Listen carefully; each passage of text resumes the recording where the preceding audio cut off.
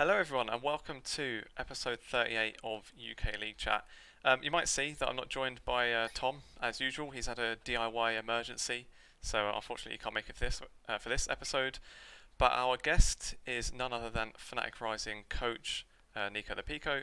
NicoThePico, how's it going? How you doing? I'm good. Can't complain. There's a storm behind me, but hmm not in my control, so can't really say much about that. Same here. Yeah, it's like decent weather this week, quite sunny like pretty much every day, and then just out of nowhere at like lunchtime, just started chucking it down. So yeah, glad to be inside, nice and cozy. So let's just jump right into it then. Um, I mentioned there obviously you're the Fnatic Rising head coach. You have been this whole year since start of 2020, and for those who don't know, you've been coaching for a little while now. But then I think, am I right? Took a bit of a break, kind of came back in 2019 um, in the Swiss leagues for a little while, and then after that you've kind of gone straight into the Fnatic Rising side. So what was the kind of process like that to kind of find yourself with Fnatic Rising? How did that come about?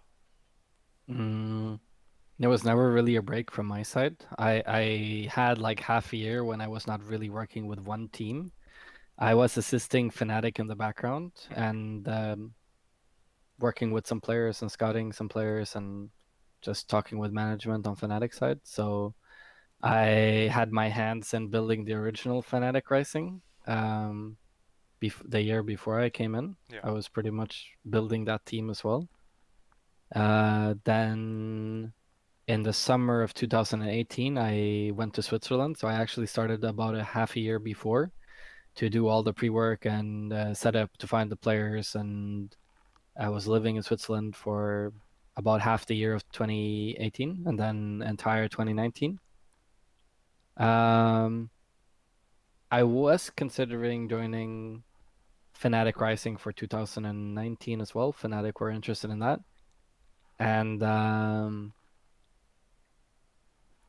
I went to Switzerland more for the storyline, more so than anything else. Like when the third largest bank in Switzerland is headhunting you and want you to run their entire project, and you get to sort of decide everything. hmm That sounded very challenging and interesting to me. hmm And I didn't feel like I would lose any future opportunities from doing that. And I felt like if I'm able to do good in Switzerland, that's something that I can transfer into Norway, for example, for my future hmm here. And also, it's setting a good precedent worldwide to have a bank as a main sponsor of a team. Like there hasn't really been any huge banks on the hmm esports field ever. So when one of the biggest Swiss banks decides that they want to get in and they want me to lead it, I feel like that was a huge opportunity to sort of open some eyes. Um, then was still in touch with Fnatic kind of the entire time. Went to Fnatic directly after Switzerland. Started building for the new year. Got in Pride. Got in Bravado. Um, Planning for that's for 2020, not hmm 2019. For 2020, and just planning the year and sort of figuring out when we're going to do boot camps and stuff like this. It was sort of hectic in the beginning. Um, because we didn't have facilities ready in London for us to go there to begin with. So it took a bit of time before we were able to go there all together. Then we had an initial boot camp over there and sort of got things started. But yeah, it's I never really felt like I had a break from hmm coaching since I started with with Enigma and then with Misfits Academy at the time, then into Origin. Like it's been one road. Cool. Um, so you say that you were dealing with Fnatic the whole time then and had a lot of say in that roster. So what were your thoughts going into 2020 when you knew you'd be the head coach then? Because obviously you say like you brought Pride with you from the Swiss leagues and you brought in Bravado as well. So what were your thoughts around those two guys coming in particular? Bravado, I was very interested in already for 2019, and I was wanting to get him in for 2019. We were forced to have three UK players hmm before the UK league, so I wasn't able to get Bravado. If that wasn't the case, Bravado would have already been in Fnatic since 2019, I believe, unless he chose Schalke over us, which I doubt he would at the time. Um, I think bringing in Bravado and Pride now was good for the team. They brought a lot of youth and a lot of sort of ambition and motivation in for the team. And then you have really veteran players in Dan and MagiFelix and Maddie. So I feel like the overall balance of the team was pretty good. And I must say, like, the entirety of the year has been one of the most pleasurable experiences I've had as a coach Hmm. in esports. Like the mood that we kept throughout the year and just the atmosphere that we've had on a day-to-day basis in workouts, like in practices and scrims and meetings. Like we've just kept an insanely positive, healthy mood. Hmm. And I feel like that's also sort of shown itself in our performance. Yeah, because I can think like back to 2019. There was obviously like a few roster changes. There was the stuff with Prosfed leaving the side, and even before he left, there was like I think it was Targamas was being subbed in. So you kind of had the idea some stuff might have been going on, but then this year it's been more or less just this the same roster throughout. Obviously, we'll get to the kind of EU Masters swaps a little bit later on. But one thing I did want to ask as well, just again coming into 2020, were you surprised at all to still have Dan on Fnatic Rising? Because we'd kind of talked on the podcast before and recently again just about how good he is at this level, and we really wouldn't be surprised to see him make the step up soon. And that was coming off of him. Not only he played in Rift Rivals and then he went to Worlds with Fnatic as their sub as well. So were you surprised to still have the luck to be coaching him? It's kind of funny because I actually wanted Dan to come with me to Switzerland. Uh, Me and Dan go back very, very far Hmm. from all the way back when I was a player myself in like 2014, 2015. Dan and Broxah were the only other junglers that I had faith in at the time while I was a player myself. And me and Dan even played against each other many times as junglers before I went over to be a coach. I brought in Dan to Fnatic originally when he joined the Fnatic Academy team with Cly and Niski and Kikis and that roster. When we brought Broxah to the main team, when I was coaching the main team, I brought in Dan then, and then I wanted to bring Dan to Switzerland, but obviously I was also suggesting him for Fnatic Rising, so it was kind of Hmm. difficult. And just Fnatic Rising gave him better opportunities than what I could provide him in Switzerland. Um, I think Dan is maybe one of the most underrated players in Europe as of this moment. I think he's one of the best shot callers in Europe, like including all of the LEC players. I think he definitely deserves his spot and his opportunity to play in LEC. Like there's no doubt on this. His game understanding is superb and is like way to lead his team and drag people with him and just be consistent in shot calling and be a consistent leader is unmatched. And I think it's a joke if he doesn't get his LEC opportunity this year. Hmm. Fair enough. I'd agree to be honest. But yeah, so obviously once that roster was locked and everything, we then obviously had the spring split. Um, and I think if I remember, you guys kind of started off a bit slowly, weren't quite at the heights that XL were throughout most of the split. Obviously, they went unbeaten in the regular season. Just sort of before playoffs and as the split went on, because you guys did sort of obviously kind of kicked into gear as things went on and ended up, I think, finishing second in the regular season anyway. So in the top two that like you would have expected. But was there just anything in general that you guys, any issues you'd kind of focused on, stuff you were working on over that time, or was it just kind I, of because it was a new roster? Do you think maybe that played a part in it as well? I think XL had a completely different goal with the regular season than what we had. I think XL were like trying their life out to win every single game in the regular season. Mhm. We were more focused on preparing ourselves for EU Masters. So we were trying to find our identity completely. And even though we had a very good idea of what our identity was very, very early, we still tried other paths to see how that would fit us Mhm. and tried different styles. So we had experience on it so that if we were put in different situations during a best of five series, for example, we were prepared to go into other routes. Mhm. And I feel like the overall value we got from regular season spring split and the overall value XL got from regular season spring split is very different. And I Hmm. feel like we came on top in the end. I think XL got way too cocky from winning regular season games, and in the end they got slapped in the face, and that's sort of what happens. Yeah. You talk about the slap in the face, was he referring to the reverse sweep? So at that point they'd I don't remember. I think it was Envision they played against in the playoffs, so they beat them like 2-0 or 3-0. I don't remember if it was best of 3 or 5. Got to you guys in the final, went 2-0 up. So at that point they were on like uh, what would have been like a 20 game? No, not 20 game. It was a big win streak basically, and were one game from winning the split for the first time as well because Fnatic Rising had always been able to beat them still. And then obviously you guys turned it around. What what was it like? So what happened for that third game? Was there like some like Yamato Cannon team talk to rally them back and come back, or or did you guys always still think that you would come out on top even when you went 2-0 down? I think the first game they actually surprised us.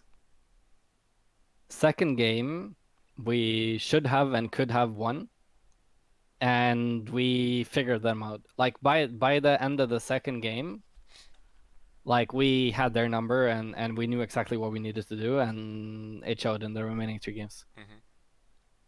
Like the first game, they surprised us and we lost convincingly. Second game was a close game and we should have and could have won. And the remaining 3 games, we stomped them. Like they didn't breathe. Hmm. So I think it's pretty clear we just figured them out. Fair enough. And during that spring split as well, the two players that had come into your side, Pride and Bravado, um, were getting like quite a lot of flack. I think we on the podcast had kind of, I wouldn't say like questioned them, but it said that they were maybe the weak point if there was one for Fnatic, and I think even like on the broadcast people talked about it as well. Do you think that kind of criticism was fair, or do you think that could have even been just being on a new team in a new league that just needed some time to settle in? Because I think I we've think kind of it's seen very in summer, especially Pride. I think has been really good. I think it's been probably the best top laner in the league in the NLC. So yeah, do you think it was just that, just settling in? I think it's very easy to point on rookies coming into a team with a bunch of veterans Hmm. and who's also not played in the league before. Pride, the most rookie comparatively, even though he has plenty of team experience, he's not been in like the higher leagues. Bravado was in Schalke, so he had some experience from there, but he was still a very much unfinished rookie-esque player. Um, I think overall that year we were performing really well. I think something that people underestimated in Spring Split was Dan and Bravado working together and roaming together. I think like even though people were giving flack to Bravado and Pride, I feel like especially Bravado and Spring Split was playing extremely well together with Dan, and they were creating a lot together. And almost in any play in the early game when Dan was doing something, Bravado was right there with him. So we created a lot of stress on the map with the two of them. Hmm. I think also Pride was holding his own completely fine the entire split. In scrims, he was performing very, very well. And when it came to it, like you put him up against XL's top laner at the time, there's a different class of player, I would say. You think so? Because I know especially before that split, Sendo had got like a lot of stick as well. Like even on tier lists and stuff, people put him quite low, and to me it looked like that got under his skin. I thought he actually was. I don't think I said. I don't think I would have put him as the best top laner in the split, but I thought Sendo was really good in spring. Not so much in summer, but yeah. Do you think there's been? Um, I think Sendo was the worst player on his team by far, and he was the most exploitable player on their team. And Pride, who was the biggest rookie on our team, was still outperforming and outvaluing him in every match where we played him. I never felt like Sendo was a threat. Like even in games where he got super fed and got ahead, it was never threatening us a lot. mhm. So I think Sendo had an immense amount of hype on him and just a bigger fan base than all other top laners combined in the league. And I just think he was extremely overhyped. I would say he was the most overhyped player of Spring Split NLC. I don't think anybody had that level of hype and had that lack of performance.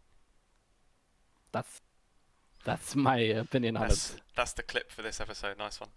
Um, anyway, so moving on to some of them. So yeah, I imagine with you, not seeing any issues with the roster, that I guess it was no question to keep the same guys together. Um, Actually, I guess before that we didn't talk about EU Masters either. So, what was the kind of general expectation for EU Masters? Because I kind of feel like the top teams from every region are always just saying we want to win EU Masters. We even when Munster made their roster this year, they're saying they want to win EU Masters. And I feel like maybe for some of the teams, it's not that realistic. And Fnatic Rising had gotten to I think the semi-finals a couple of times. So was there like a I imagine when you're practicing, you're preparing. That's what you're going for. Is you want to win EU Masters. But was there ever like maybe something? Would you have been happy with semis? I think you guys went out in was it the No, quarterfinals we in the end? we were not happy whatsoever. We were beating all the other teams like very convincingly. Our scrim results going into EU Masters were insanely good, and our scrim track record against all the other national level teams this entire year has overall been extremely positive. There's only been like one Turkish team that was really good, um, Supermassive, and the EU teams, like some of the teams that were most hyped, we had some sort of mental advantage versus, so we would do extremely well versus them in scrims. Hmm. There were some teams that were kind of back and forth, but overall, like our overall track record was extremely high. I like obviously how you do in scrims doesn't necessarily mean that you're going to Hmm. win everything when you actually play the tournament, but yeah, we were not happy with losing quarterfinals, and I think we had a very good opportunity of winning spring split. Like Hmm. I'm very very sure we could do it, and the remaining teams we had scrimmed versus all of them and just had insanely good records versus them. We had good plans, we had good prep, but sometimes people have bad days. Sometimes the other team has a really good day, So and sometimes it just clicks in the wrong way for you, even though you feel and you think and you know that you're the better team. Hmm. Do you feel like the best of three knockouts plays into it at all? Because I think that series, I think it was a 2-1, wasn't it, against Misfits in that spring EU Masters where you guys went out, and obviously the quarterfinals and semi-finals I think are still best of three now, and it's been a bit more of a talking point as the last EU Masters happening, where everyone's saying like the level of the competition at the moment is probably should be a best of five really. So do you feel like over 5 games you would have had a decent chance to win that series then? And would you think that that's what it should be in the EU Masters at that stage? I think the more mature your team is, the more chances you have in a longer series. The less mature your team is, the less it matters, and the more risk you have, the longer the series goes. Hmm. There's also like a bit of personality stuff.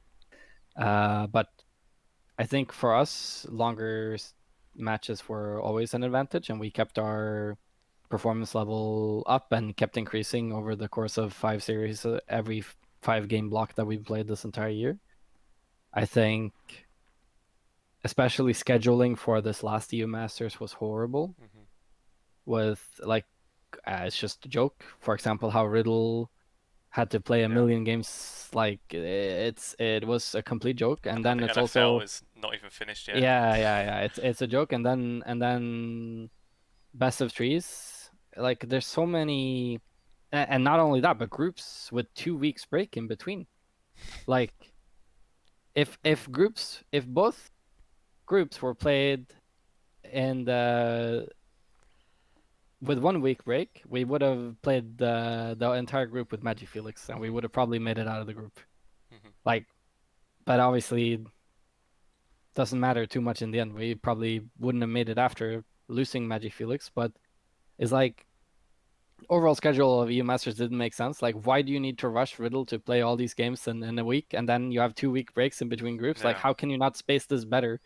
And why do we have to do best of threes? Like, nobody wants to do best of threes. I think all good teams prefer best of fives, and like you should be able to make scheduling for that. I don't see how it's so difficult. Yeah.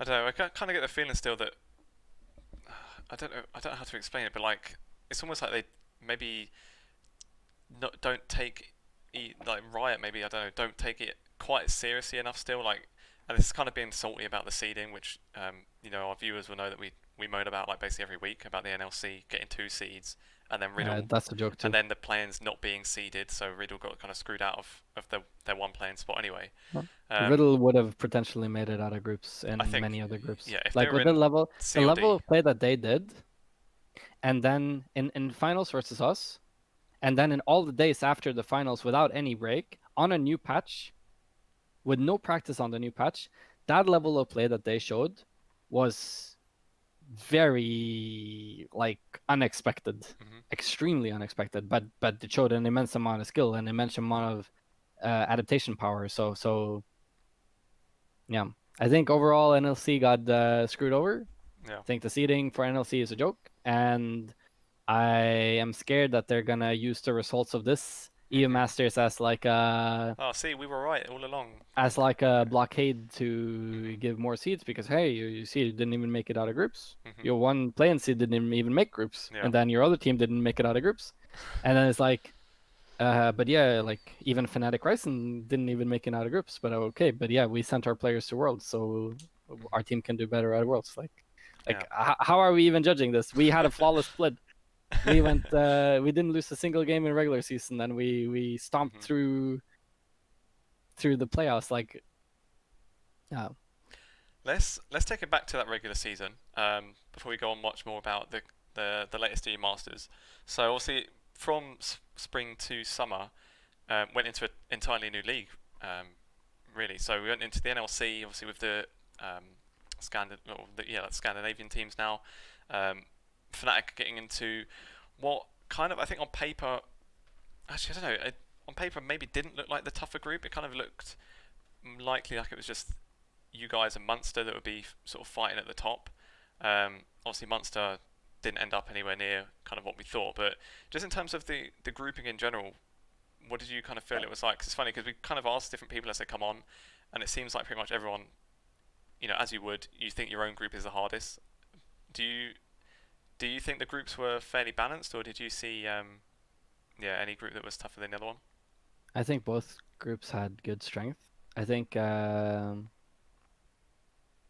Dusty in our group, especially, I had big hopes for, but obviously, like the hindsight here and seeing how teams performed, especially Munsters, knowing that Munster was going to perform like this, you would say that this was the weaker group for sure. But when you look at this group and you see Fnatic and Munster, and then you have Veigar V2 going over to Dusty, like you actually have strong teams, and there's multiple teams contesting for the top. I would say it's a pretty strong group. And I expected way less of Riddle. So if you go into the season feeling like Riddle is a worse team, then the other group with XL just looks like XL is gonna win no matter what, and then the others are kind of fighting for second. But in our group, at least there was like more of a like Munster looked like a team that should Yeah, be able to contest a for the lot. first I spot. think a lot of people thought they'd be above you, like just Yeah, on paper. Yeah. but that's like in the XL group, was there anybody thinking that XL would not be number one in the group? Because I couldn't see that. Yeah, probably not.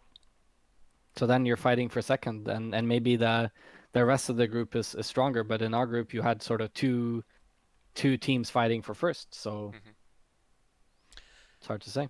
True.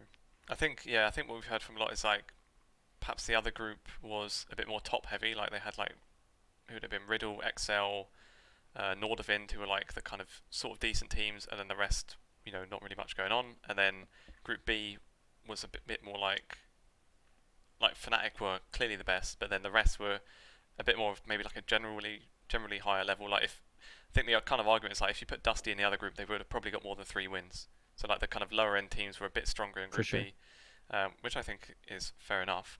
But just in that kind of regular season, then when in that group, we talked earlier about how XL went unbeaten in spring, and you said that they would just basically try hard in the games, and that's kind of what fucked them up really for playoffs.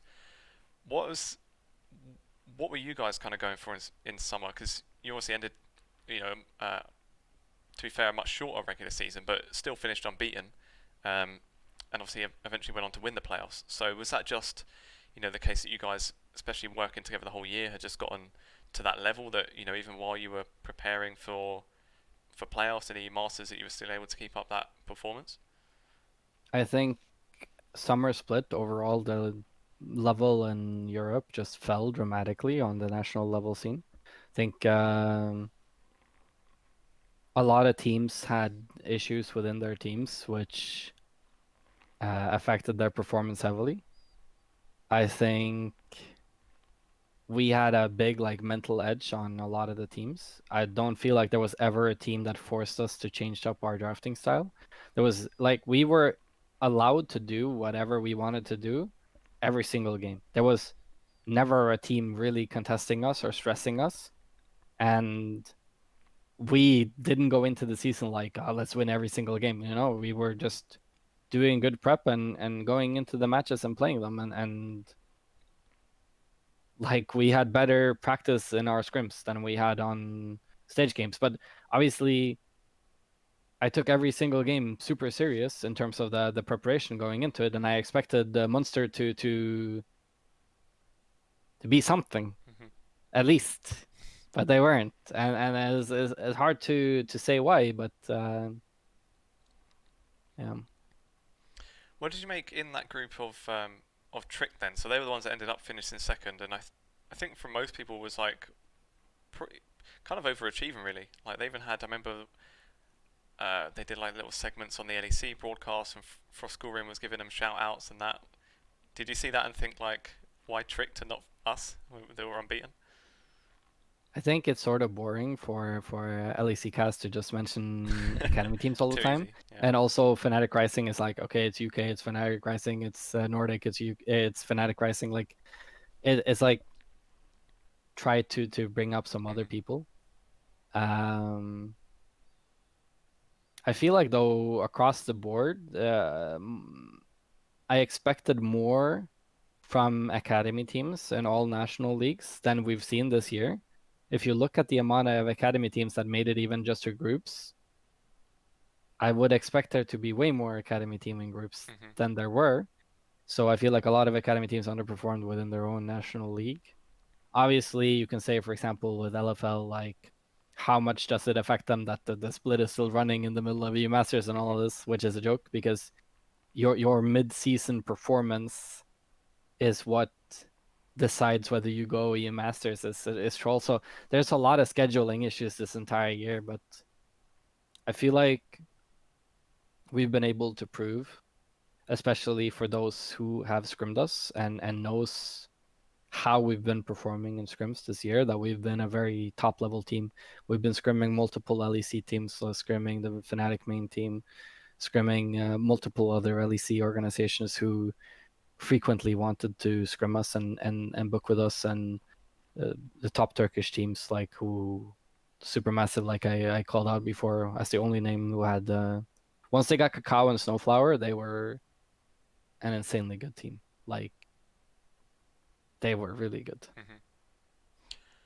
Hmm. Um, Going on just after that regular season, obviously moving into playoffs. So you guys beat, I think, so it was like an upper bracket. Who did you guys play first? Actually, I don't remember off the top of my head. But you ended up beating XL in like what was like kind of like a semi-final. So the winner went to the final, the loser went to play against Riddle, um, Yeah. and you beat them at that point.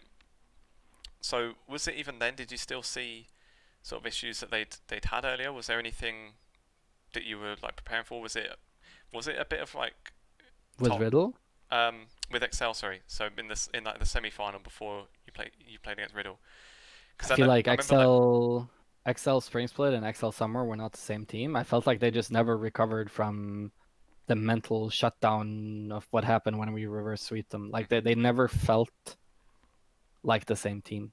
And I also felt like who I called out in Spring Split, Sendo. his performance just worsened and worsened and worsened and worsened and worsened, and he became such an easy target for the team. And it's like, if you want free gold, you go top lane. Like, you leave Pride alone with Sendo, he's gonna get a huge lead, and it's like like Sendo just didn't exist in the games. I feel like he was a huge sink for the team, and he was extremely abusable, and he was just even more abusable in summer. So if XL had another top laner, if XL had Pride, I think that team would be really scary. But because they had such a easy, obvious weakness, I would say, or at least for our team, maybe it's just our team that was good at shutting down top laners. Um, that worked out as a huge advantage for us. We were always able to find openings through Sendo. And then obviously winning that series put you through to the final, where on the day of the final, they had like the other kind of semi-final match. So XL against Riddle, a best of 3 to see who would face you guys in the final. Obviously Riddle won that, and then they got through, and then you beat them in the final. What were your thoughts on that kind of scheduling? Because it just seems so weird. Like, how can you?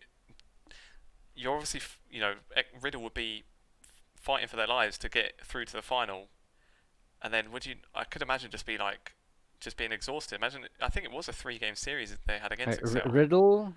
Riddle played more games from their quarterfinals until after play-ins of EU Masters than they did the entire season. Yeah. Like it's so incredibly bad scheduling. Like the scheduling this year has been a joke. I think price pool split for Spring Split was a joke. That we won playoffs in Spring Split, and XL won the regular season in Spring Split. XL got equal or more price split than us, even though we won playoffs. So yeah, not that it matters a lot. Like it's not like end of the world money, but the price money of who gets second in playoffs but won the regular season is equal or higher than the one who's winning the actual split when it goes into best of fives is so weird. So I don't know. This entire year has been,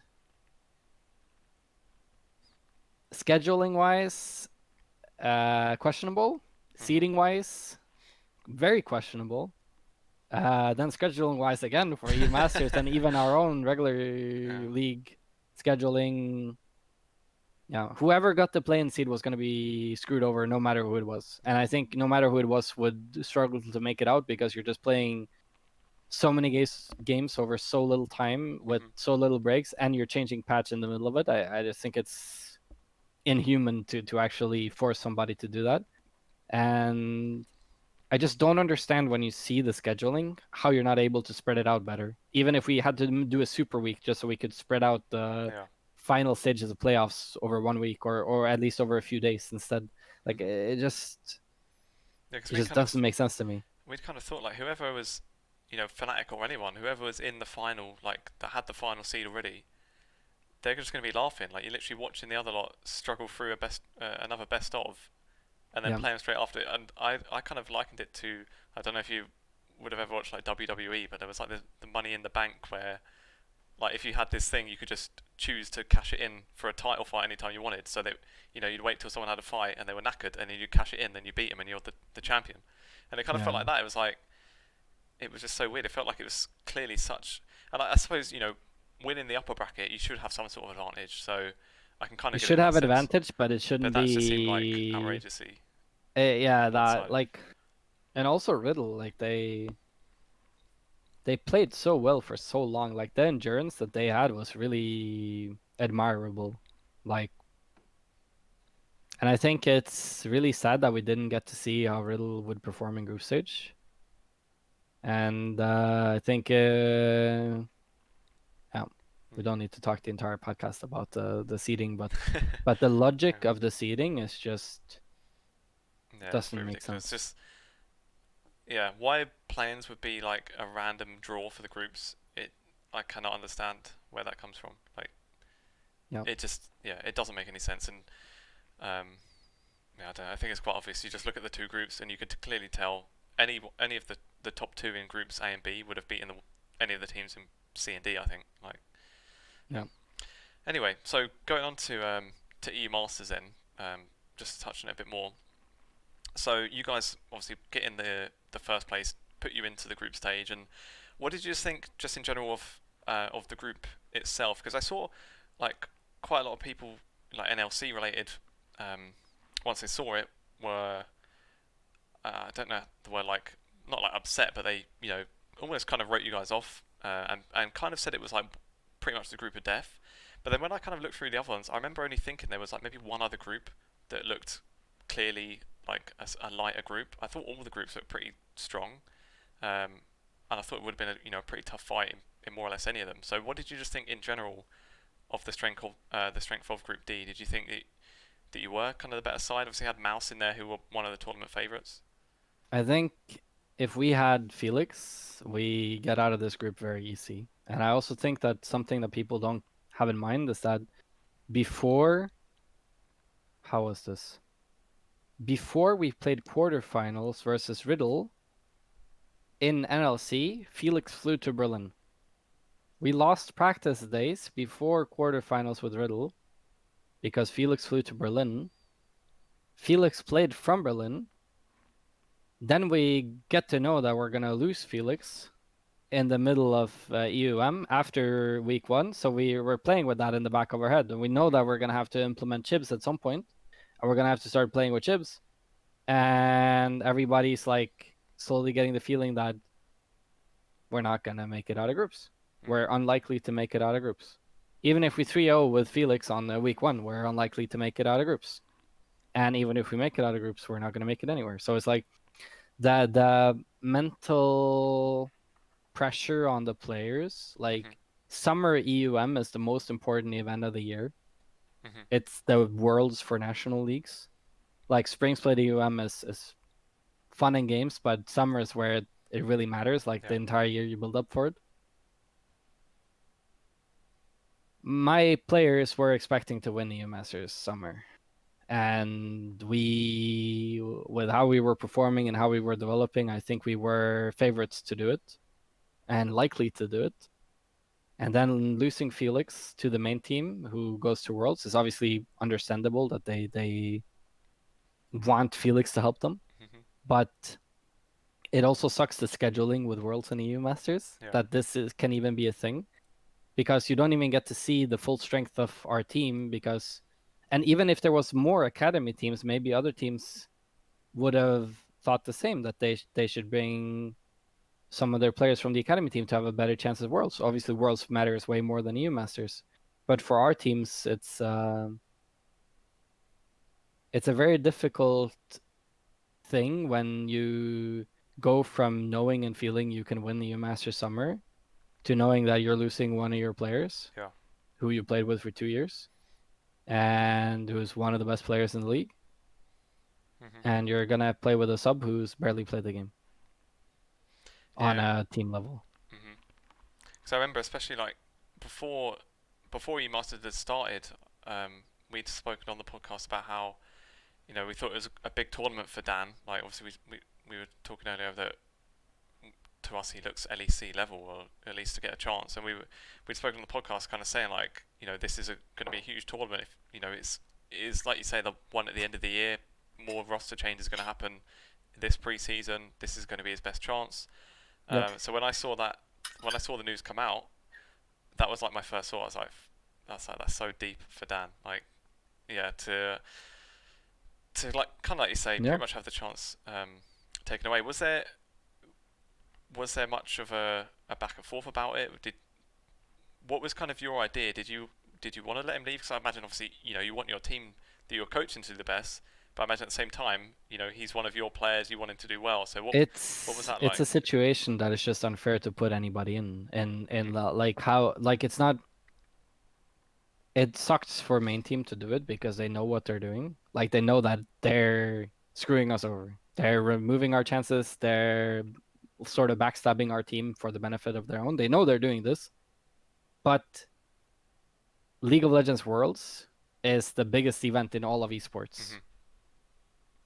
For Fnatic, it's the biggest event. It doesn't matter what game. Yeah. Like, it doesn't matter for any organization. Like, League of Legends Worlds is bigger than anything. So making sure that you get there and having the best opportunities while you're there, that outvalues anything. Mm-hmm. But the issue is that the scheduling is in a way where you have to potentially make a choice like this. Mm-hmm. And obviously, I think anybody would have done what the main team Fnatic did if you don't have already an in-house sub, like for example G2 had with Pinoy. Yeah. Like, if you don't already have an in-house sub, and you are going to Worlds and you have to bring a sub, you would obviously want to bring whoever Mm-hmm. increases your team's overall performance chances. And for main team, you see Felix, who plays all 5 roles and goes to Challenger in all 5 roles. He's like the ultimate sub to bring, right? Yeah. And yeah, it's a really tough topic because it's we didn't really get to show what we did the entire year. Mm-hmm. And especially for Matti and Dan, who's been there for 2 years, they could win EUM and they don't even get to try Yeah. in a way. Like it's horrible. It's really horrible for the Rising team. Mm-hmm. And we just gotta hope that main team does really well at Worlds. Yeah. And really hope that Felix makes a huge difference for them. And I really hope Felix gets a lot from it as well. Like, he's already popping off on the China Super Server, which is super good for Felix's own brand and own opportunity Mm-hmm. for the future, obviously. But yeah, we were sacrificed. Yeah. There's no other way to put it. We were sacrificed, and that's part due to scheduling of scheduling EUM into World Start, and also because of Corona, the teams had to travel 2 weeks Yeah. earlier than they needed to for the quarantine. Mm-hmm. If Corona didn't exist, Felix could finish out EUM with us and then fly down, even if they wanted him. Yeah. So scheduling, Corona happening, Mm-hmm. yeah, Fair enough. we were sacrificed. And I don't think any team going to Worlds from either NA or EU brings a better substitute than Felix. Like, there's no other player that plays all 5 roles at challenger level, and Mm-hmm. and like, so if you have the opportunity to get a sort of player with you, yeah, I'm sure anybody would take it, Mm-hmm. honestly. So I think it'll do him good as well. Like, I think Nemesis's performance for the main team has been like questioned quite a bit this split. So even just for him, even if MagiFelix doesn't play, you think it's going to be a kick up the arse. Yeah, to make sure that the rest of them, at least, especially him, are on top performance. So you can understand it, but obviously, yeah, you can get how it's just a total bummer as well for you guys. Obviously, in his place was Chibs, who when we'd had, I don't remember who it was, someone we talked to earlier on in the split, where we said at one point, I think it was my co-host Tom, had said like, maybe a bit unfortunate for Chibs, like he's on Fnatic but he's never going to play, and that the person we had on was saying, oh well, we've seen like that he's going, he's got this like social media presence, obviously very big on TikTok nowadays, and he was basically saying, well, he's not going to care if he doesn't play. It's good for him that he's on Fnatic. That can even just for his brand. So what was it kind of like getting him in the team? What was his motivation like? What was he like in scrims and everything like that? it was really funny because when we got him in, we were actually really winning scrims hard, like in the first 2-3 days, and then we just lost everything pretty much. It's like, but Chibs has a very unique champion pool, and we had to suit ourselves to his champion pool. Obviously, he's not been in team environments. He's been a part of some scrims, just sitting and listening, Mm-hmm. but he's not been communicating on a team level, and not on this level for years or ever. Mm-hmm. So it's sort of unfair to him too to put him into the situation. But there was no expectations from him. I told him, doesn't matter what we think you should play. You play what you think you can perform on and Mm. what you feel comfortable on. If you're telling me that you're gonna go in and you're gonna play Alistar AP mid lane, you do it and we make it work. That it matters way more that you're confident that you're able to do something more so than us forcing you on something that is gonna make you uncomfortable. Mm-hmm. And I think that we even had chances with him on Akali and Kiana and Zoe. I think on those 3 champions we actually had chances. Yeah. But the thing that also hurt us just so much is just the like mental challenge when you lose Felix and you know you're gonna lose Felix and you Mm-hmm. know when we lost the one game with Felix, it's already increased our chances of not making it out of group so dramatically. And you see how we're doing in scrims, so you're just thinking, oh, we're probably never gonna win EU Masters with Chibs, but maybe we can make it out of groups. Mm-hmm. Like maybe we can make it out of groups. It's possible.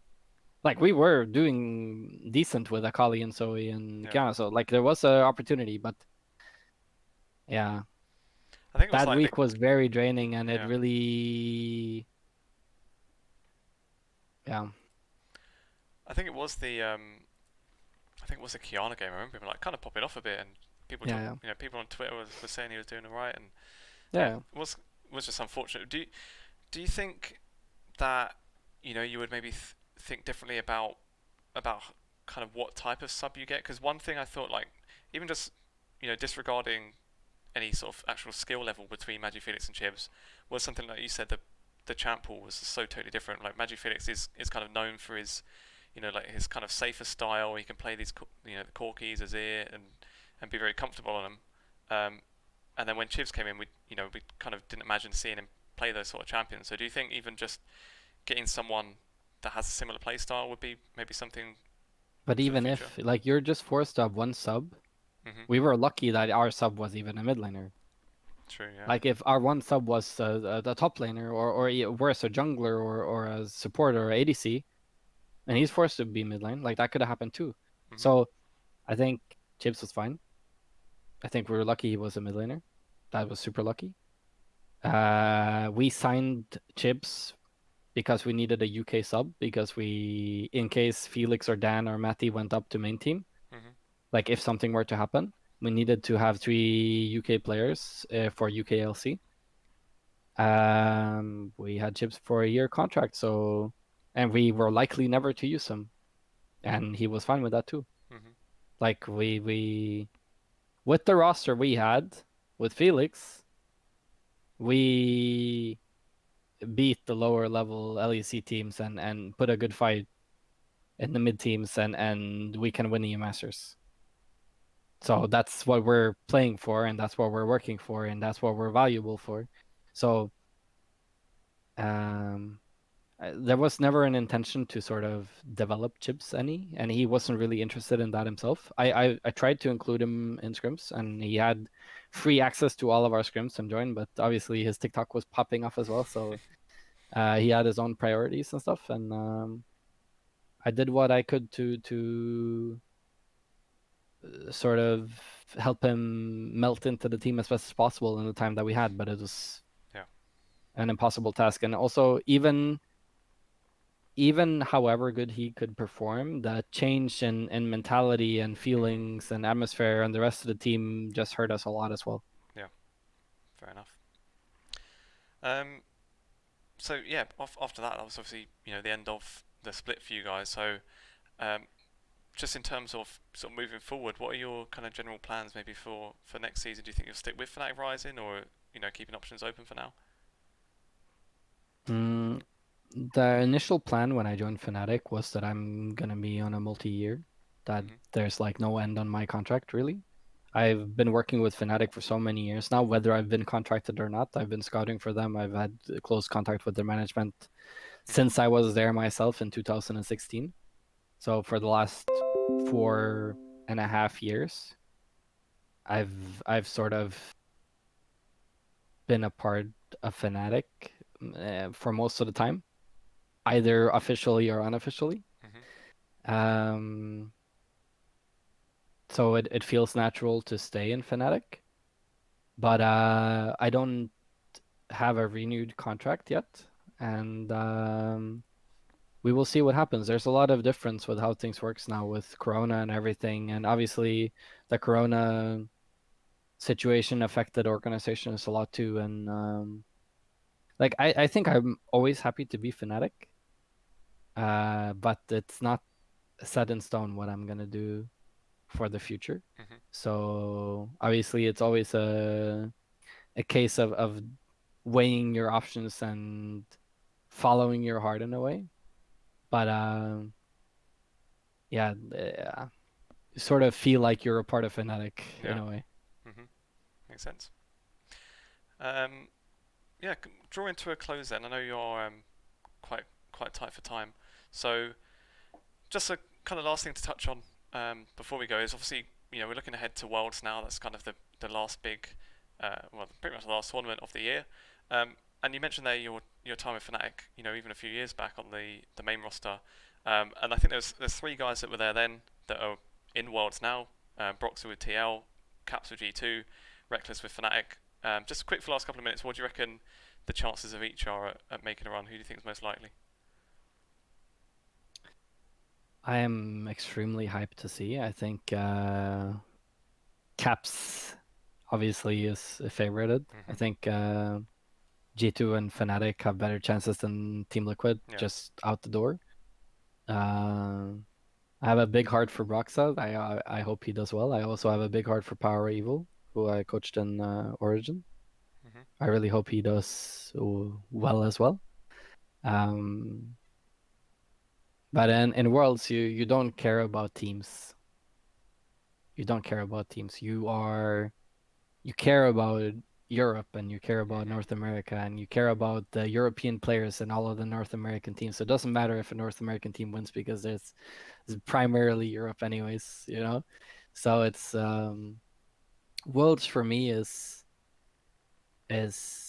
coming together as a community and supporting your region. Hmm. And our region has sort of become like NA plus EU and like since North America has so many European players and a lot of the European players that are in North America for me are players that I coached myself. Hmm. So you have Niski and you had Sven and Mithy, you had Broxah, you had Amazing over there, you had Niski, you have Power Evil. Like there's so many players that I've personally worked with and coached that have been in different teams in NA. So it's like Worlds is so fun because you just get to see your children fly in a way.